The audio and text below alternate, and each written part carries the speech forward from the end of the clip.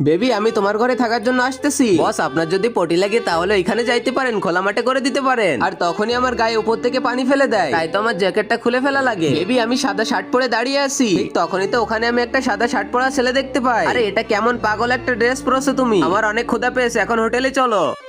Hello baby, তুমি কোথায়? আমি তো তোমাকে দেখতে পাচ্ছি না। তুমি তো দেখতে মাশাআল্লাহ অনেক কিউট। তুমি এমন পাগল ড্রেস পরা বন্ধ করবে। আচ্ছা তুমি দাঁড়াও, আমি আগে পেমেন্টটা করে নেই। আরে আমি অনেকটা কুপন রেখেছি, এটা দিয়ে আমরা ফ্রি খাবারই খেতে পারবো। একটা কাজ করে একে গার্লফ্রেন্ড বানিয়ে নেই। আচ্ছা জিনি, তোমার বয়ফ্রেন্ড কি কাজ করে? আমার তো মনে হচ্ছে তোমার বয়ফ্রেন্ড তোমার মতো গরিব। আর তখনই প্রিন্সের এসএমএস আসে আর সে আমাকে ডিনার করার জন্য ডাকে। আচ্ছা জিনি বলো তুমি কি খাবার খাবে? আমি তো এখানে প্রথমবারই খাবার খাচ্ছি। আরে কত গরিব, রাস্তায় কোনোদিনও খাবারও খাইতে পারে না। এটা তোমার জন্য। Thank you. আরে জিনি, তোমার বয়ফ্রেন্ড তো দেখতেছি পুরাই গরিব। আমার বয়ফ্রেন্ড আসছে, তোমাকে দেখাবো।